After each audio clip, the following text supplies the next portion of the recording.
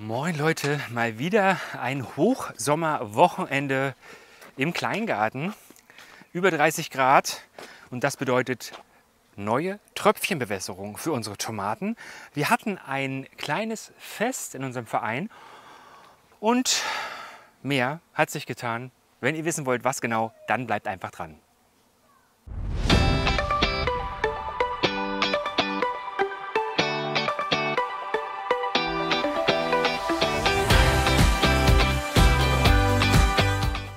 Anderthalb Jahre bewirtschaften wir jetzt schon unseren Kleingarten hier in Berlin-Pankow.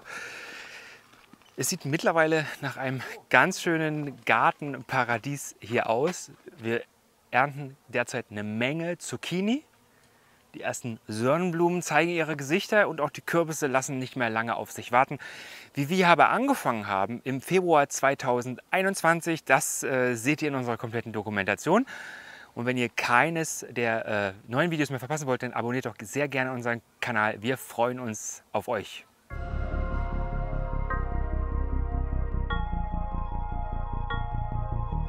Wir haben in dieser Woche einen kleinen Einspieler fertig gemacht für den MDR, den Mitteldeutschen Rundfunk, deren kurzes Internet-Nachrichtenmagazin Recap. Da ging es um Wassersparen. Ich verlinke euch das Video gerne mal in der Videobeschreibung. Und außerdem haben wir letzte Woche Freitag einen Beitrag gemacht, um ordentlich Wasser im Kleingarten zu sparen. Gerade wenn es so heiß ist. Heute wieder derzeit 27 Grad und es wird auch noch wärmer. Vielleicht regnet es heute noch, wäre schön. Aber wir sparen ja am allermeisten Wasser damit ein, dass wir unsere Beete komplett abgemulcht haben. Ja, und andere Tipps haben wir da auch in das Video reingebracht. Schaut doch gerne mal nach. Und da kam auch schon erstes Feedback, zum Beispiel, dass doch bei diesem Mulchmaterial, dass es so sauer wäre, weil da so viele Nadelbäume dran sind. Also das Mulch, was wir hier haben, sind vor allem Obstbäume. Kann schon auch mal sein, dass da was Naheliges zwischen ist. Aber nein, dieses Mulch oder dieser Mulch, den wir hier gekauft haben, der versäuert unseren Boden nicht großartig. Und was wir auch noch gesagt haben, was wir machen für die Bewässerung, was auch sinnvoll ist, ist die Tröpfchenbewässerung. Nee, das ist aber für das Fest gedacht. Das nehmen wir zum Fest. Oder hast du irgendwas gebacken? Hast du irgendwas fürs Fest vorbereitet? Ich befürchte nicht. Siehst du? Also muss das wieder an mir hängen bleiben und ich habe jetzt... Du hast Kekse gebacken. Ich habe Kekse gebacken. Ja. Genau. Ja, das gibt es fürs Fest. So, aber was ich... Genau, Tröpfchenbewässerung war das Stichwort. Daran halten wir auch fest, dass es gut ist. Aber wir haben den Hinweis bekommen, dass die Tröpfchenbewässerung, wie wir sie hier haben, vor allem ja für den Wein, der hier auch schon ziemlich etabliert und alt ist, da hat man uns jetzt gesagt, Leute, das könnt ihr euch sparen, denn dieser Wein, der auch gerade schon mehrere Jahre alt ist und etabliert ist, der wird auf diese Tröpfchenbewässerung nicht angewiesen sein, weil der metertiefe Wurzeln im Boden hat und dementsprechend diese Tröpfchenbewässerung nicht benötigt, beziehungsweise wenn er ein Wasserproblem hat, dann wird es nicht durch dieses Tröpfchenzeugs gelöst, denn die Wurzeln sind hier so tief. Und das soll wohl auch für, upsala, jetzt falle ich hier fast, das soll wohl auch für alle weiteren Bäume und Beerensträucher gelten, die halt schon etabliert sind. Also wird sich unsere Tröpfchenbewässerung nochmal wegbewegen von hier. Und da habe ich gedacht, perfekt wäre die eigentlich hier. Nämlich im Gewächshaus, genau. Und zwar haben wir da einmal hier die Zuckermelonen, die vielen und Thai-Basilikum und vor allem, und da macht es richtig viel Sinn, die Tomaten. Denn die Tomaten, wisst ihr ja, die wollen nicht von oben gegossen werden, da sollen die Blätter möglichst nicht unbedingt nass werden. Ja? Und auch wenn man hier auf den Boden gießt, dann kommt es dazu, dass die Pilzsporen von der Kraut- und Braunfäule sich hier verwirbeln und dann entsprechend die Pflanze auch eher mit diesem Pilz befallen wird. Und dementsprechend soll es auch Sinn machen, hier diese Bewässerung mit so Schläuchen zu machen. Und das könnte hier Sinn machen. Und das werde ich auch einfach mal umsetzen. Das ist auf jeden Fall ein Vorteil, wenn es da weg soll. Was ich hier sehe, ist, dass der Knoblauch auch mittlerweile richtig schön getrocknet ist. Viele von euch haben gesagt, ja, der Knoblauch ist doch noch gar nicht reif.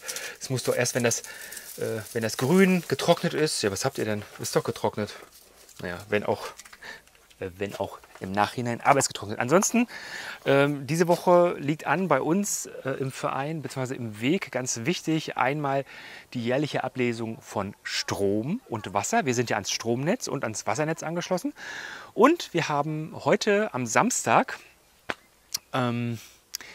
Abteilungsfest, Wegefest, wie ich ja schon mal erzählt habe, haben wir eine große Anlage mit ungefähr 230 Parzellen hier und da gibt es zwar auch immer ein großes Kinder- und Sommerfest, also wo die gesamte Anlage feiert und es gab auch ein Pfingstfest, aber es gibt auch immer noch mal ein extra Wegefest, Abteilungsfest nennt sich das, wo dann nur die Leute aus der Abteilung das Vereinshaus nutzen können und dann wird da nett zusammengesessen. Wir sind da sehr gespannt, Tim und ich sind das erste Mal dabei, letztes Jahr ging es nicht, da haben wir irgendwie da waren wir unterwegs und dann haben wir gegrillt. Und sind gespannt, was da so läuft. Gibt es bei euch sowas im Verein? Habt ihr ein Abteilungsfest, Wegefest, Sommerfest, irgendwas mit euren Gartennachbarinnen? Dann schreibt es auch gerne mal in die Kommentare. So, letztens gab es ja die Diskussion, ob das hier jetzt Physalis oder wie heißen die Auberginen sind. Martin war ja der Meinung, es sind Auberginen. Dank eurer lieben Kommentare wissen wir jetzt zu 100% sicher, dass das, was ich gemeint habe, richtig ist. Es handelt sich hierbei um Physalis, selbstverständlich, und nicht um Auberginen. Daneben dann der schöne Zitronenbasilikum. Faszinierend, frage mich, wie kann es sein, dass man so ein Kraut hat, ja, was Basilikum ist, aber irgendwie nach Zitrone schmeckt. Kann doch jetzt nicht Zitrone und Basilikum miteinander gekreuzt haben. Dann hier der leckere Koriander. Das hatte ja Marvin uns erzählt oder mir erzählt. Koriander, Blüten, da stehen die Marienkäfer wohl total drauf. Apropos Marienkäfer, hier ist direkt mal eine Larve unterwegs, die wir wahrscheinlich die Blattläuse fertig machen, die es dann bei unseren dicken Bohnen irgendwie immer noch gibt. Zwar nicht mehr so viele, also an allen Pflanzen wie noch vor ein paar Wochen. Also viele Pflanzen sehen deutlich besser aus, wobei nur in Bezug auf die Blattläuse, denn ja, irgendwie, ihr seht, das, oh Gott, jetzt greifen mich gleich die Ameisen an, das wollte ich gar nicht. Die Blüten und teilweise auch die Blätter sehen ganz schön fertig aus, sage ich jetzt mal so. Weiß nicht, da wird, glaube ich, keine große dicke Bohnenernte bei rumkommen. So, und hier sieht man an den dicke Bohnen auch irgendwie, weiß ja nicht, woher das kommt, was ist hier passiert. Also wer da Tipps hat, was mit diesen dicken Bohnen ist oder mit dieser Pflanze ist, schreibt es doch gerne mal. Ach, hier ist ein Negativ-Marienkäfer, der sieht ja lustig aus.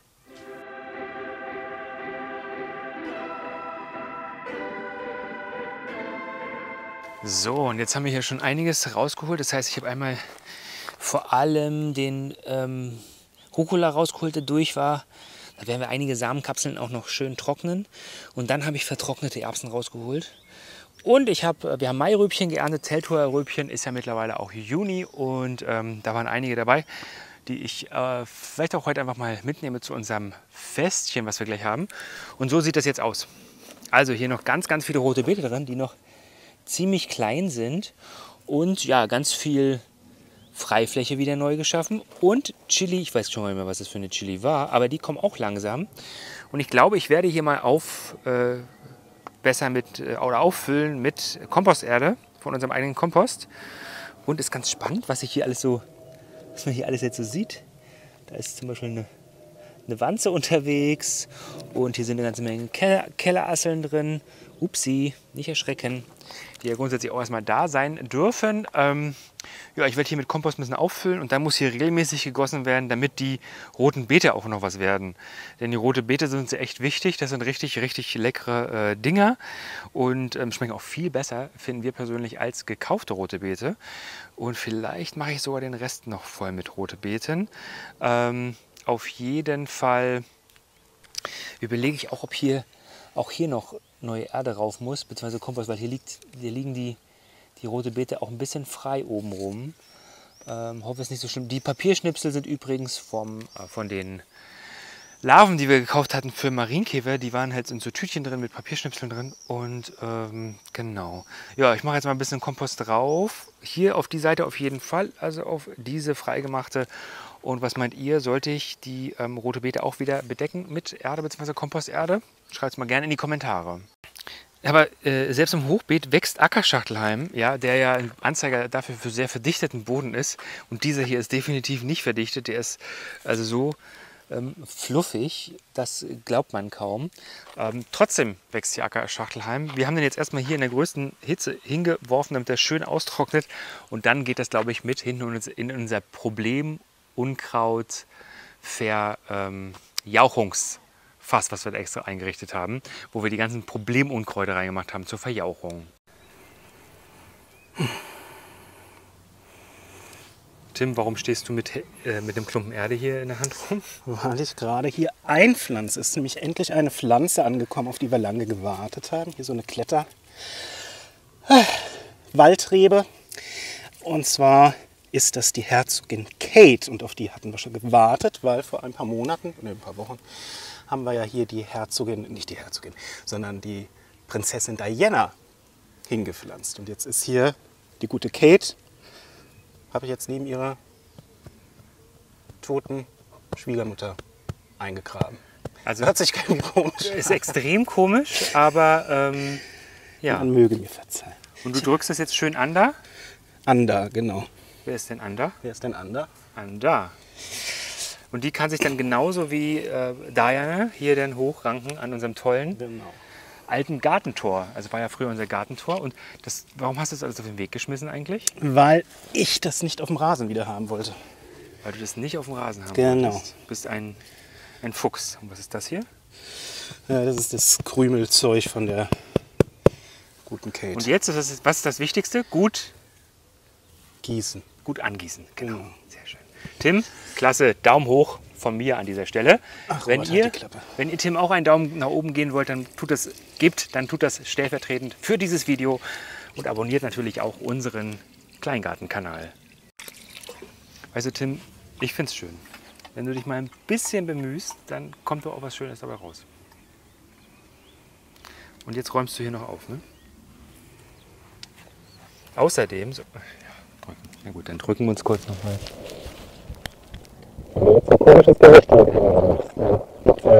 Auf gar keinen Fall. Es war ein ganz tolles Gesicht einfach nur. Und was möchtest du jetzt noch machen? Ich wollte dir noch was zeigen. Komm mit. Tim, ich habe hier noch was einzupflanzen. was willst du denn einpflanzen? Ja, hier so Bodendeckerzeug. BD. Aber vorher kommst du mal mit. Los, komm. Wir zeigen unserem Tim mal was Schönes. Damit die Gemeinschaft nämlich auch immer schön eine Gemeinschaft bleibt und niemand irgendwie, ne? Und so, ganz wichtig, Tim, versuch mal bitte regelmäßig auch das Gartentor einfach zuzumachen. Aber es ist heute so schwül und ich wollte ein bisschen Durchzug Nee, haben. aber du siehst, es geht kaputt, wenn man es nicht zumacht, richtig? Also bitte mach es zu. Habt ihr bei Wald euch im Garten Kleingarten. auch so eine Person, die sich immer gegen die Regeln sträubt? Immer. Schreibt es gerne in die Kommentare. Ich mache jetzt mal das Tor zu. Schrecklich, schrecklich. Weil wenn man es nicht zumacht, dann geht das hier kaputt. Ja? Oh Mann, er wird es nie lernen.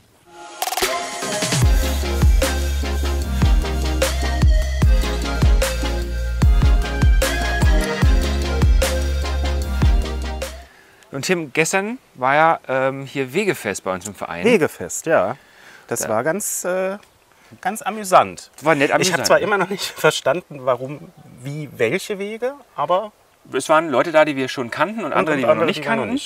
Sehr nett, sehr unterhaltsam. Es war sehr unterhaltsam. Also ich glaube, somit das Unterhaltsamste war ja, dass wir aufklären konnten erstmal, dass nicht Robert und ich zusammen sind, sondern Robert und Martin, was auch für ein großes Hallo gesorgt hat. Und wir konnten auch aufklären, denn dieses Missverständnis gab es auch, dass wir keine Beziehung zu dritt führen. Was ich allerdings fantastisch finde, ist, dass das kein Problem gewesen wäre. Also es Das war wäre so, auch okay ach, gewesen. nee, ich dachte eigentlich und so. Ja. Also von daher sehr nett. Und Ja. ansonsten, du fandst das ja besonders nett, ne? Ich fand es besonders nett, weil ich wurde ja auf mein Alter geschätzt. Das war immer so ein heikles Thema. Auf mein Alter wurde ich geschätzt. Und so, ich habe nicht nachgefragt. Ich frage sowas nie. Ich finde sowas immer ganz furchtbar. Aber es wurde dann geschätzt und ich wurde auf 35 geschätzt. Also noch mal 3 Jahre jünger als Robert. Ja, weil du keine Falten hast. Weil ich wenig Falten habe. Auf- Das ist wahrscheinlich. Auf wie alt würdet ihr denn Tim schätzen? Oh, ich freue mich auf die Kommentare. Danke, Robert, du bist der Beste. Seid ehrlich. Was ich jetzt kurz aufgreifen möchte, und zwar geht es darum, dass viele Leute geschrieben haben, dass sie auch mulchen würden. Leute aber auch geschrieben haben, sie hätten gemulcht, aber wieder aufgehört mit dem Mulchen, weil dieses Mulchmaterial, also Holzhäcksel, für die Wühlmäuse eine richtig tolle ja, Häuslichkeit darstellt. Wie sind denn eure Erfahrungen mit Mulchmaterialien, wie zum Beispiel diesen Holzhäckseln?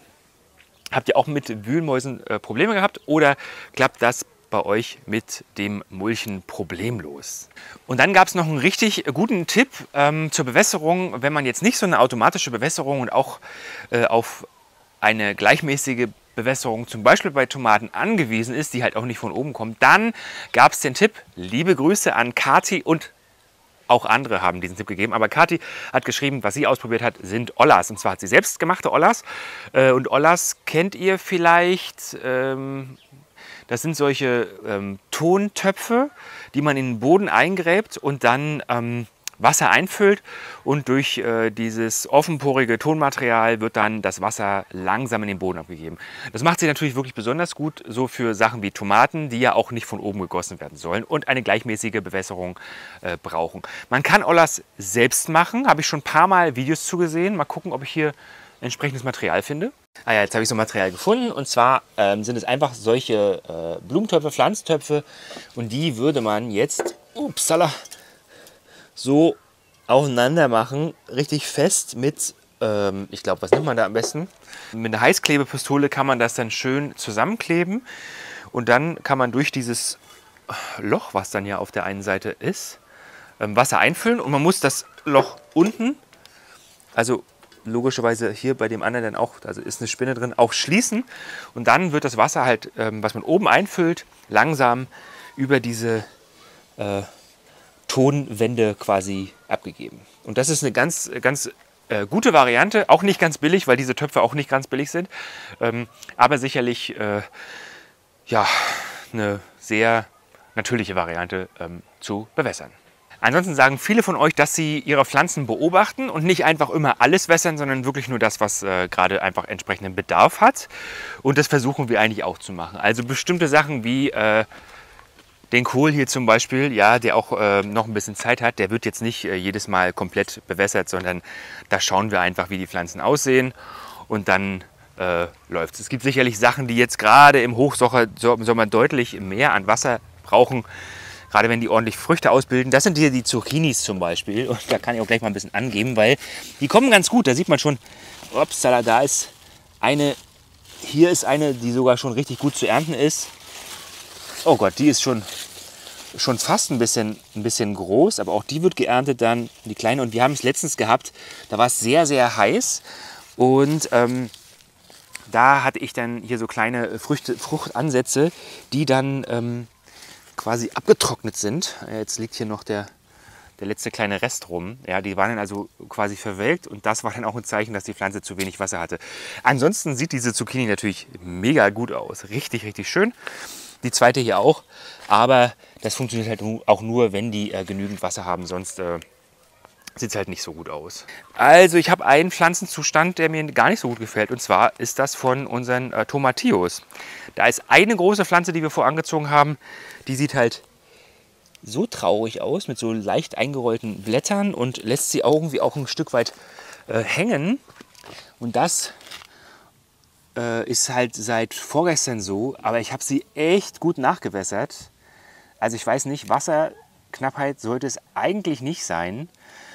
Hier nebenan ist dann die andere Tomatillo so, dass hier die Blätter so eine Löcher haben.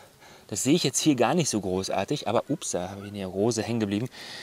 Andere Tomatillos, die sieht schon ein bisschen besser aus, finde ich. Ja, ich bin mir unsicher. Und die da so frei steht, quasi gar nicht gepflegt wird, weil es auch aus den Samen der alten Tomatillos hier einfach rausgefallen ist, die sieht fast noch am besten mit aus. Also, wenn ihr Ideen habt zu unseren Tomatillos, warum die so aussehen, dann schreibt sie doch gerne in die Kommentare.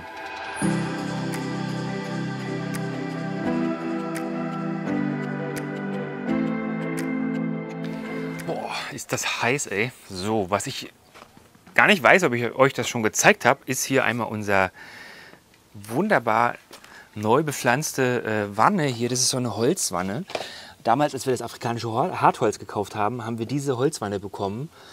Das ist wohl so eine Backwanne, beziehungsweise irgendwer meinte letztens eine Schlachtwanne. Keine Ahnung.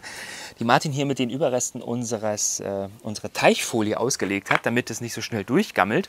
Und dann da schöne Blumen eingepflanzt hat.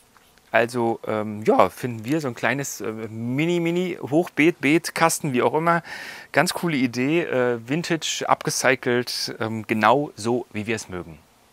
So, dann hat er hier auch noch was gemacht, und zwar aus so Strippen gezogen, Rankgerüst, um vielleicht auch mal ein bisschen Schatten zu haben. Rankgerüst, afrikanisches Hartholz für den Wein. Da kann der Wein sich noch ein bisschen weiter ausbreiten und bietet dann vielleicht auch für die Terrasse, man sieht jetzt zur Mittags- oder Nachmittagssonne kaum Schatten. Eigentlich eine ganz witzige und coole Idee. So, ich habe jetzt hier dieses Hochbeet aufgegossen, hätte ich fast gesagt. Also habe hier noch Kompost reingemacht aus unserem eigenen Komposthaufen und quasi die Erde wieder so eingeebnet. Jetzt kann hier Neues gesät werden oder gepflanzt werden, vor allem gesät. Und das gleiche gilt hier auch für dieses zweite Hochbeet. Was derzeit richtig schön anzusehen ist, sind unsere Zwiebeln. Ups, die anfangen zu blühen. Da sieht man auch kleine Blütenstände schon. Das sieht echt schön aus und die Bienchen freuen sich darüber zeitweise auch sehr. Ich habe nicht gelogen, aber habe nicht ganz die Wahrheit gesagt. Das, was ich euch gerade gezeigt habe, war Lauch. Das hier ist Zwiebel. Also das hier ist die Zwiebel, die schön blüht. Aber das andere da hinten war einfach Lauch, der da blüht. Was richtig cool aussieht, im Kürbisrankgerüst legt sich schon der erste Kürbis ab, der auch gar nicht mal so winzig ist. Das ist wird ein Delicious Green Kürbis. Und es wird immer heißer und heißer. Ich kann gar nicht auf meine Uhr jetzt sehen, wie heiß es ist, weil sie zu heiß ist. Nee, ganz einfach, weil ich das jetzt gerade nicht sehen kann. Aber ich sehe hier mal am Gewächshaus und da zeigt das Thermometer tatsächlich über 40 Grad an. Ja, wir sollten vielleicht irgendwas besorgen. Und es schrieben ja auch Leute, dass man so einen Mehlmix mit Wasser irgendwie selbst darauf kleistern könnte, was dann so ein bisschen die UV-Strahlung abhält. Aber eigentlich sehen die Pflanzen jetzt gar nicht so schlecht aus. Und was ich jetzt getan habe in dieser krassen Nachmittagshitze, auch im Gewächshaus, ist, dass ich die Tröpfchenbewässerung jetzt hier reingemacht habe. Und die sorgt halt dafür, dass jetzt eine langsame, stetige Bewässerung bei den Tomaten vorhanden ist. Stetig heißt natürlich nicht, dass die ganze Zeit jetzt hier, dass die ganze Zeit läuft, aber eine ganze Weile.